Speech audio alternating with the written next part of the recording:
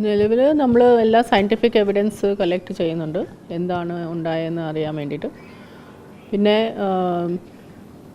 പ്രതിയില്ലാത്ത സാഹചര്യത്തിൽ നമ്മൾ മൊബൈലിൽ അയച്ച മെസ്സേജസോ അല്ലെങ്കിൽ അങ്ങനെ ഒരു സൈക്കോളജിക്കൽ പ്രൊഫൈലിങ്ങേ ചെയ്യാൻ പറ്റത്തുള്ളൂ. എന്തായിരുന്നു മനസ്സിലുണ്ടായിരുന്നത് നമുക്ക് പറയാൻ പറ്റത്തില്ല.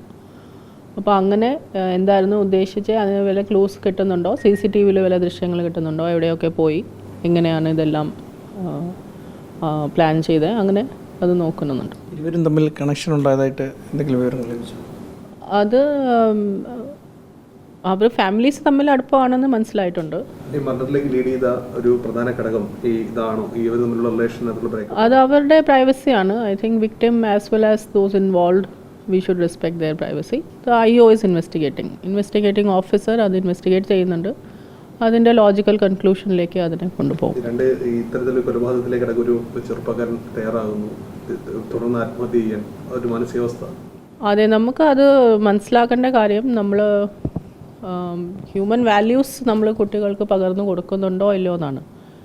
ഇപ്പോൾ ഏതെങ്കിലും സാഹചര്യത്തിൽ ഏതെങ്കിലും സ്ട്രഗിൾസ് ഫേസ് ചെയ്യുമ്പം ആരെങ്കിലും നോ പറയുകയാണെങ്കിൽ തന്നെ, അല്ലെങ്കിൽ നമുക്ക് ആശിക്കുന്നത് കിട്ടാതെ ഇരിക്കുകയാണെങ്കിൽ നമ്മൾ എങ്ങനെ അതിനെ റിയാക്ട് ചെയ്യും, നമ്മുടെ റെസിലിയൻസ് എന്താണ്, വാട്ട് ഈസ് ദ പവർ. അതിപ്പോൾ 7 പ്രാവശ്യം വീണാലും 8ാമത്തെ പ്രാവശ്യം എണീറ്റ് നടക്കാൻ അതിനുള്ള മനക്കരുത്തും അതിനുള്ള മനോധൈര്യം നമ്മൾ കുട്ടികൾക്ക് പകർന്നു കൊടുക്കുന്നുണ്ടോ ഇല്ലയോ എന്നാണ് നമ്മൾക്ക് as a society we have to think of that. ഈ ആശുപത്രിയിലുള്ള ഫിബിൻ്റെ ഫാദറിൻ്റെ കണ്ടീഷൻ എങ്ങനെയാണ്? ഹീസ് ഇൻ intensive care യൂണിറ്റിലാണ്. He is being taken care. ഈ സഹോദരിയുമായി സംസാരിക്കാൻ കഴിഞ്ഞിട്ടുണ്ടോ ഫിബിൻ്റെ? I think IO will do all that. ഈ ഫാമിലി ബാക്ക്ഗ്രൗണ്ട് അടക്കം മറ്റെന്തെങ്കിലും പ്രശ്നങ്ങൾ ഉണ്ടായിരുന്നോ ഇതിനകത്ത്?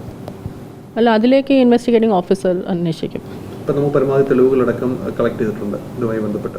അത് നമ്മൾ ചെയ്തുകൊണ്ടിരിക്കുകയാണ്. ഈ പ്രതിയെ കൊല്ലണമെന്ന ഉദ്ദേശം തന്നെയായിരുന്നു അവിടേക്ക് എത്തുമ്പോഴുണ്ടായിരുന്നത്? അത് നമ്മളിപ്പം അസംപ്ഷൻ എങ്ങനെയാണോ നമ്മൾ പോലീസിൻ്റെ? അല്ല, ദാറ്റ്സ് വാട്ട് ഹാസ് ഹാപ്പൻഡ്. ഒരാൾ മരിച്ചിട്ടുണ്ടല്ലോ. ടാർഗറ്റ് ഈ പെൺകുട്ടിയായിരുന്നു അതോ സഹോദരൻ? We cannot confirm. നമുക്ക് കൺഫേം ചെയ്യാൻ പറ്റത്തില്ല. പക്ഷേ അയാൾ ഒരാളെ കൊല്ലണം എന്നുള്ള ഒരു മർഡർ നടക്കണം എന്നുള്ളതായിരുന്നു അയാൾ ഉദ്ദേശിച്ചത്. കാരണം സ്വാഭാവികമായും നടന്നു വരുന്ന ഒരാൾ മുഖംമൂടിയൊക്കെ ധരിച്ച് മറ്റൊരു വേഷം മാറി പെട്രോൾ അടക്കം കൊണ്ടുപോകുന്ന സാഹചര്യം എന്ന് പറയുമ്പോൾ ഒരു murder committee he had a reaction to some immediate precursor event. അങ്ങനെ അത്രേ പറയാൻ പറ്റത്തുള്ളൂ.